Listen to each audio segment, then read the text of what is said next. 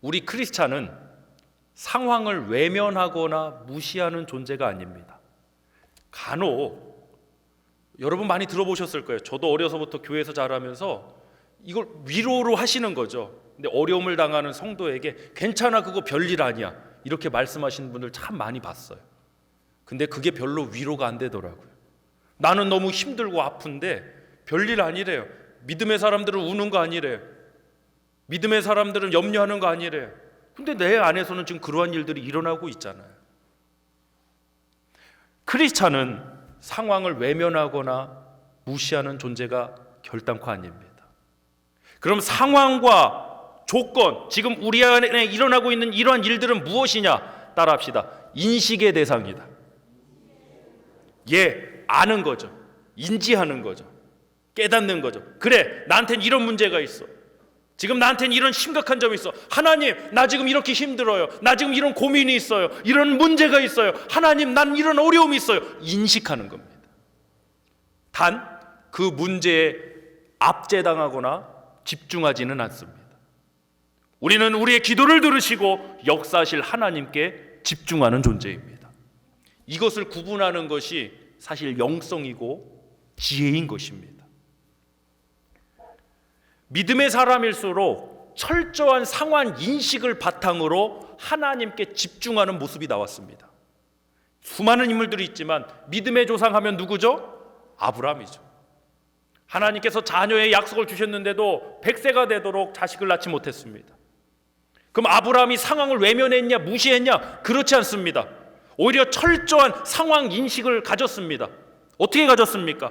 자신이 나이가 늙어서 자식을 낳을 수 없음과 사라의 태가 죽었음을 알고도 외면하지 않았어요. 자신의 상황을 알았습니다. 알고도 인지한 거죠. 믿음이 연약하여지지 아니하여. 할렐루야.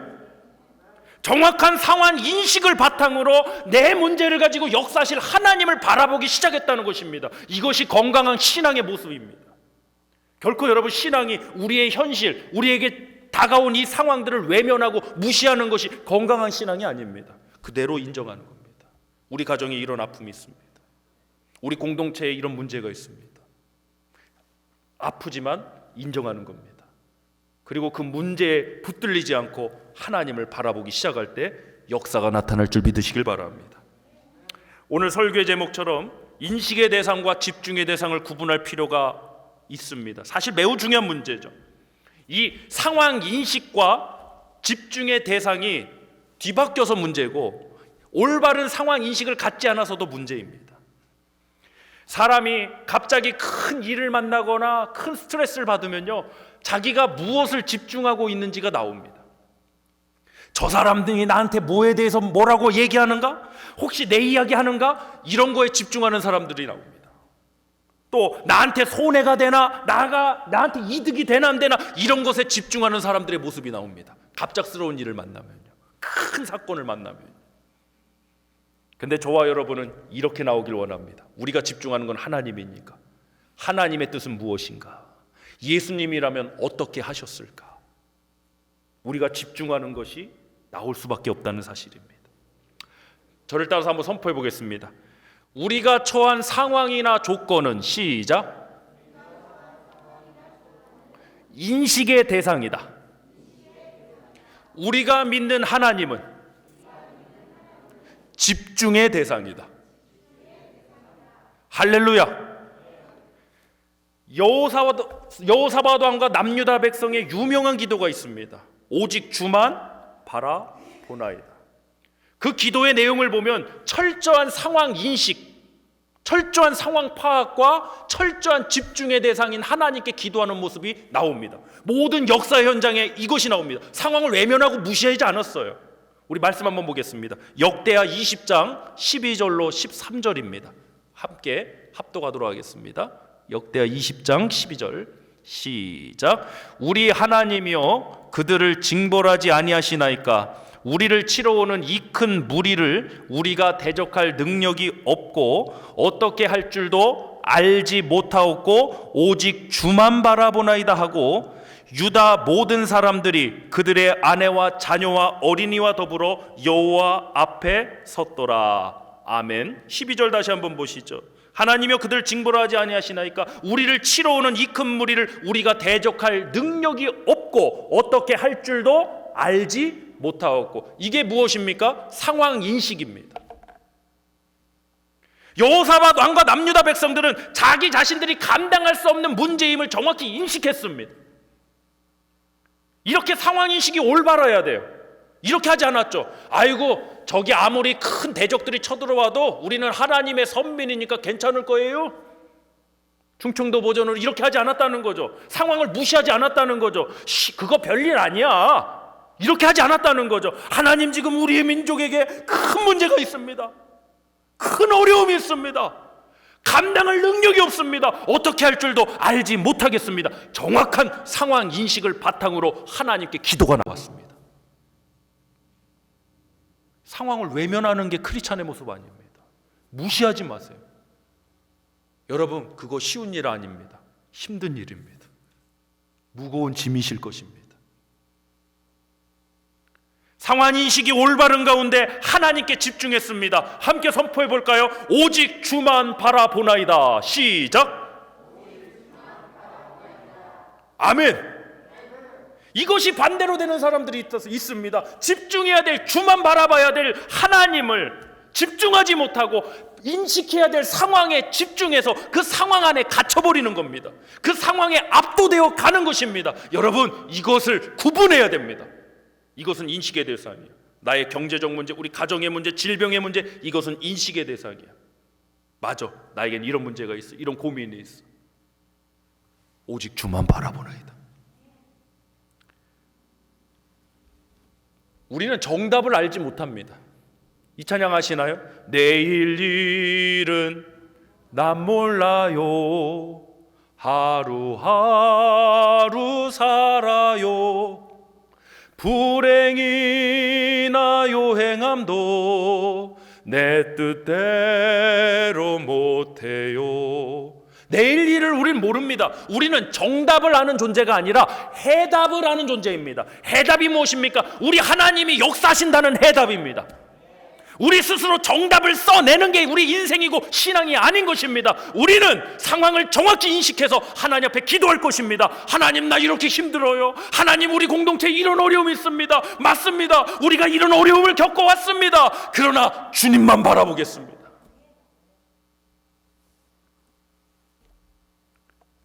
큰 무리를 대적할 능력이 없고 어떻게 할 줄도 알지 못하였고 오직 주만 바라보나이다.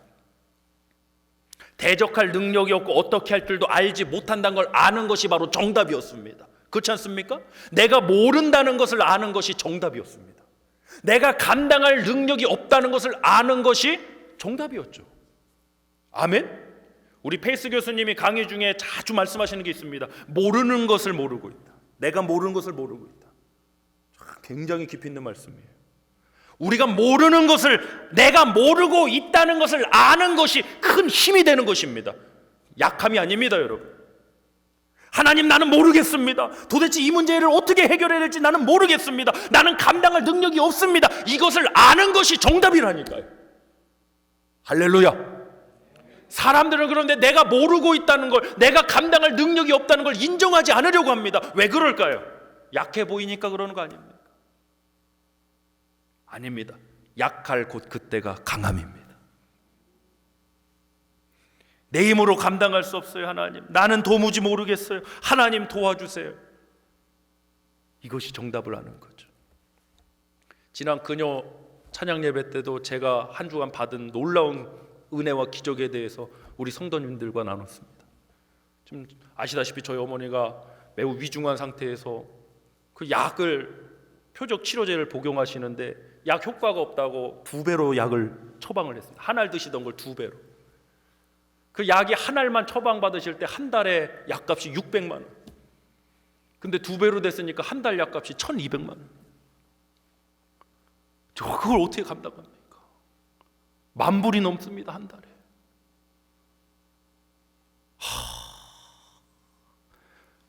사실 참 그래요. 어머니 걱정을 가장 먼저 해야 되는데 또 그래도 이게 참 그게 참 비참하더라고요. 야, 그 상황에도 이걸 어떻게 감당해야 될지 그 돈 문제를 걱정하는 내 자신이 참 초라하고, 내 자신이 참 이게 인간이 이러는가.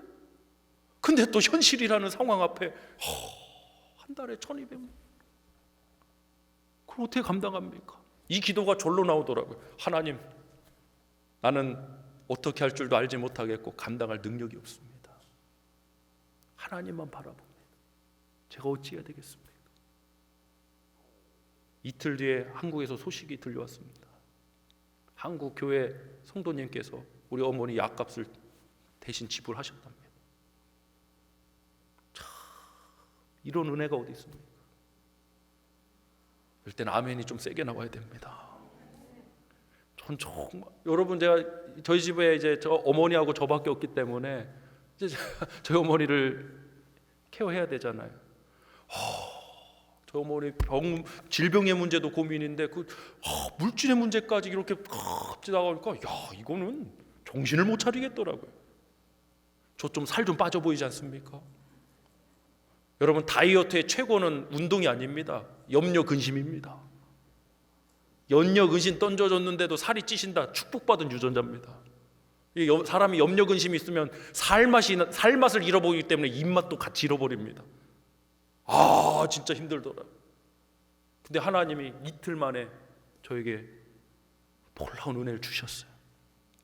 만남의 축복을 통해서 하나님 귀한 은혜를 주셨어요. 정말 하나님께 감사드리고 우리 성도님들께 감사드리고. 내가 모른다는 게 정답 아닌가요? 우리가 다 알아야 되나요? 내가 목사니까, 내가 신학 박사학위 했으니까 우리가 다 알아야 되나요? 아니요. 모른다는 것을 인정할 줄 아는 게 용기죠. 모른다는 것을 인정할 줄 아는 게 사실 담대함이죠. 하나님 앞에, 하나님, 난 모르겠습니다. 난 감당할 능력이 없습니다. 이것이 우리가 갖고 있는 해답이죠. 하나님 앞에 우리 공동체가 정말 진실하게 나갔으면 좋겠습니다. 제 가정에서 제가 이번 주 받았던 그 놀라운 역사가, 놀라운 은혜가 우리 성도님들에게도 뭐 상황은 다 다르지만 하나님의 역사 가운데 나타나실 줄 믿으시길 바랍니다. 저는 간증이 있으니까요, 오늘 담대하게 설교할 거예요. 인식의 대상과 집중의 대상을 구분해야 합니다. 오늘 10명의 정탐꾼, 또 여호수아 갈렙, 가나안 땅을 정탐한 후에 그 평가와 보고에 대한 이야기들이 나옵니다. 10명의 정탐꾼과 여호수아 갈렙을 두 부류로 구분하죠. 악평했던 10명의 정탐꾼, 그냥 뭐 악평하는 사람들은 이름도 불러줄 거 없습니다. 그냥 10명 잃어버리면 됩니다. 그리고 여호수아와 갈렙. 그런데 또 이렇게 구분할 수도 있어요.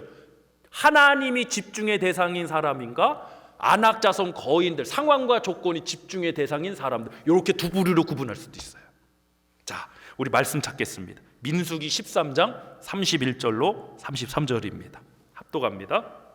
시작. 그와 함께 올라갔던 사람들은 이르되 우리는 능히 올라가서 그 백성을 치지 못하리라. 그들은 우리보다 강하니라 하고 이스라엘 자손 앞에서 그 정탐한 땅을 악평하여 이르되 우리가 두루다니며 정탐한 땅은 그 거주민을 삼키는 땅이요 거기서 본 모든 백성은 신장이 장대한 자들이며 거기서 네피림 후손인 아낙 자손의 거인들을 보았나니 우리는 스스로 보기에도 메뚜기 같으니 그들이 보기에도 그와 같았을 것이니라. 이게 10명의 정탐꾼의 보고입니다. 여호수아 갈렙을 포함한 이 12명의 정탐꾼은 하나님이 주신다고 말씀하신 가나안 땅을 40일 동안 정탐하고 돌아와서 보고를 하는데 그 보고가 정확히 갈라졌습니다. 오늘 방금 읽었던 이 말씀이 10명의 정탐꾼의 보고입니다. 안 된다는 얘기죠. 그 땅은 좋은 땅이긴 하지만 그 땅에는 아낙 자손 거인들이 산다는 거죠.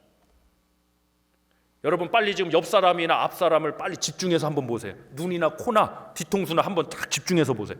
한 5초만 한번 보세요. 어떤가? 째려보지는 마시고 집중해서 보셔야 됩니다. 어떠세요?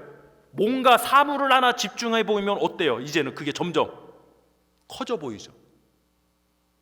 아낙자손 거인들이 실제로 거인이었겠지만 10명의 정탐꾼이 그들의 마음이 그들 거인들에게 집중하기 시작하니까 너무나도 큰 문제, 도무지 감당할 수 없는 문제처럼 보이기 시작하는 것입니다. 문제에 대한 왜곡의 현상이 일어나죠. 우리가 인간관계도 마찬가지입니다. 사실 팩트는 별거 아닌데 큰 싸움으로 이어지는 경우가 참 많죠.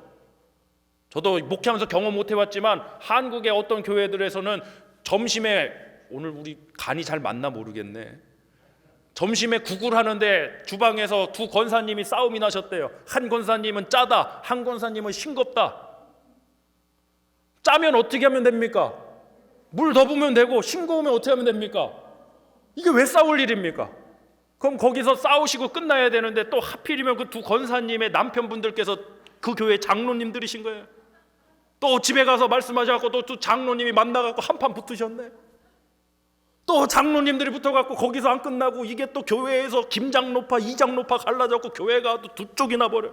세상에 국이 짠이 싱겁네로 교회가 무너져요. 별거 아닌 일이잖아요.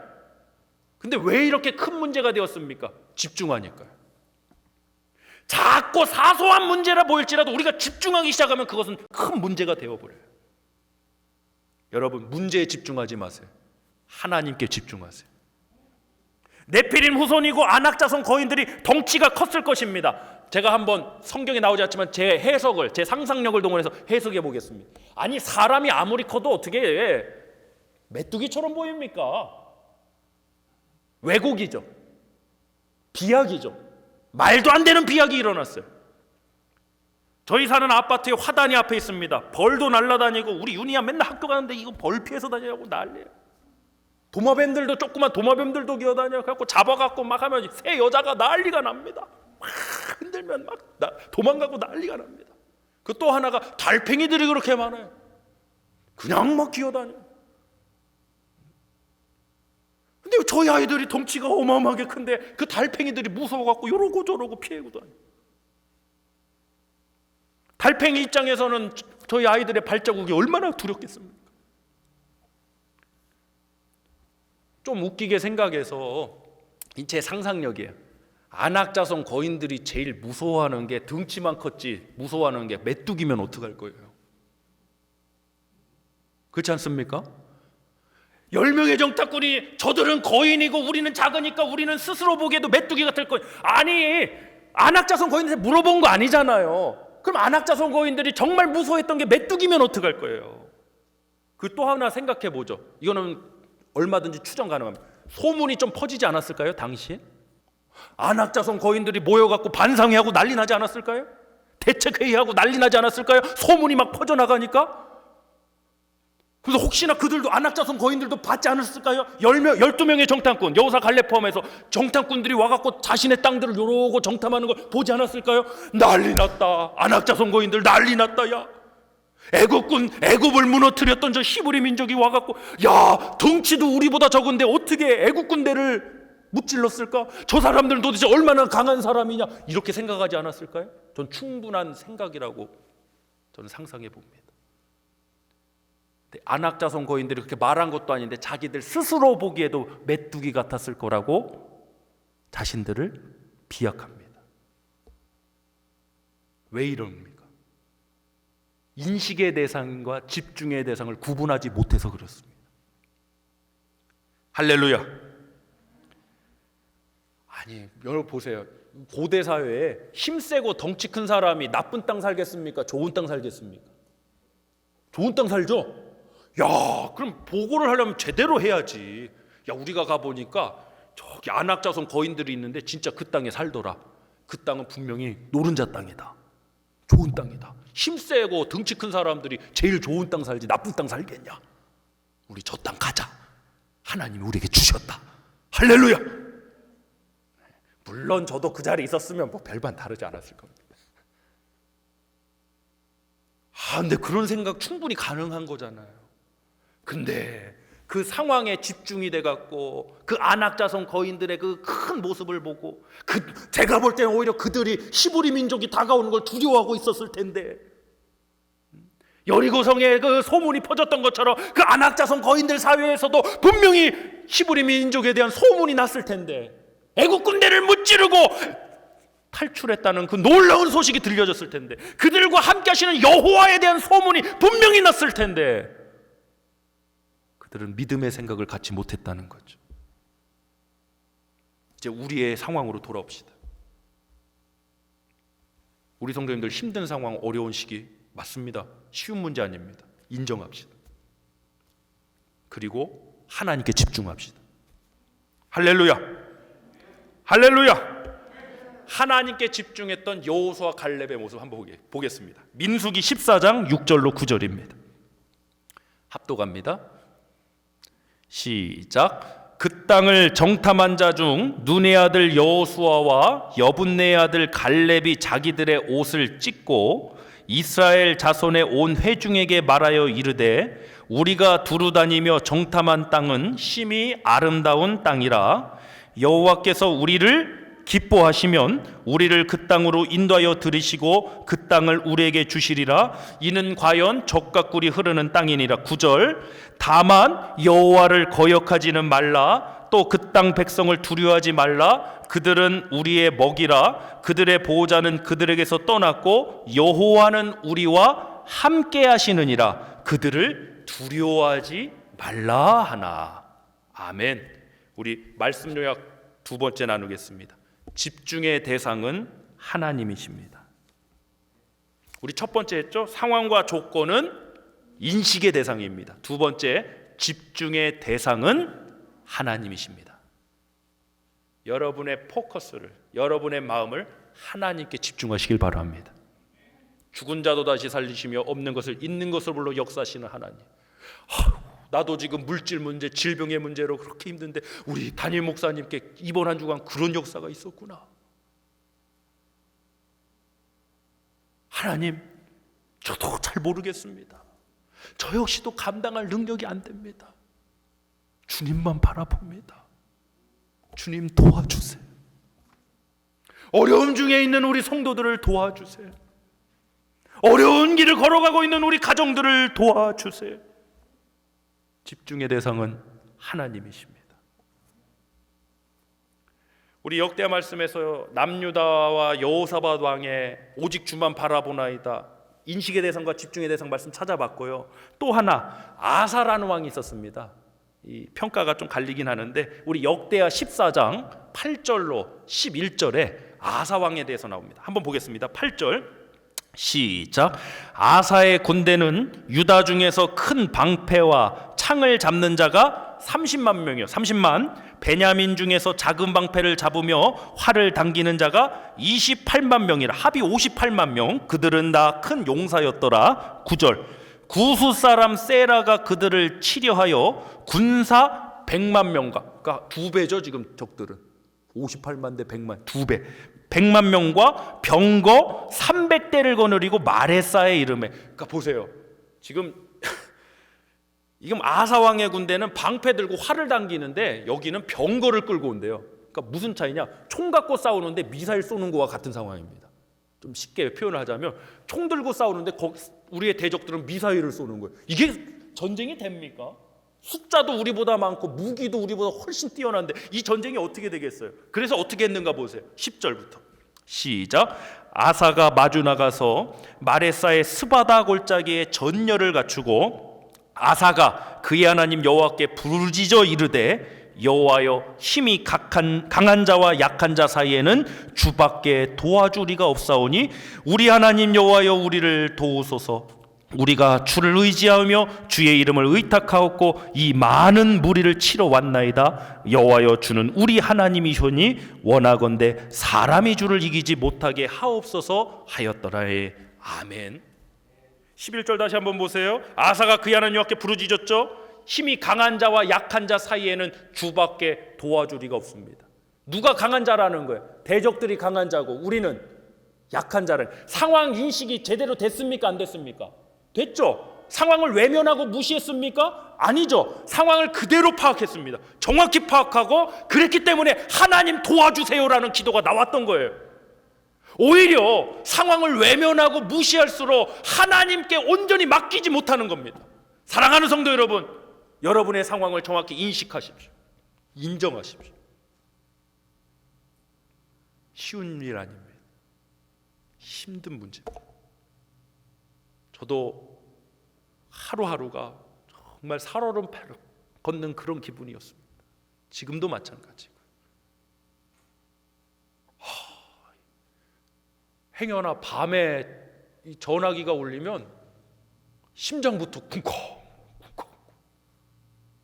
밤에 웬만하면 전화하지 마세요. 이게 한국에서 전화 오는 줄 알고 어이구, 자다가도 혹시 전화를 미스했나 하고 새벽에도 일어나고 전화기를 그럼 또 새벽기도 들을 때까지 이제 잠을 못 이루고 하다가 새벽기도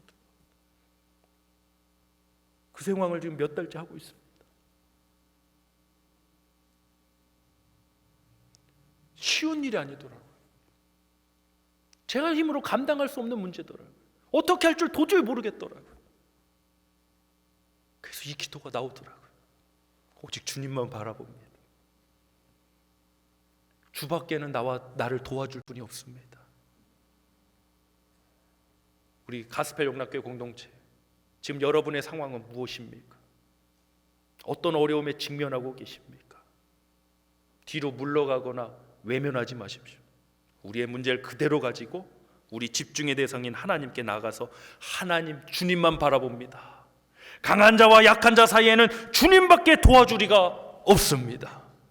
그 하나님의 놀라우신 은혜로 이번 한 주간 승리하시고 또 하나님의 놀라운 승리가 우리 성도님들 가정과 삶에 넘쳐나시길 다시 한번 주님의 이름으로 축복합니다.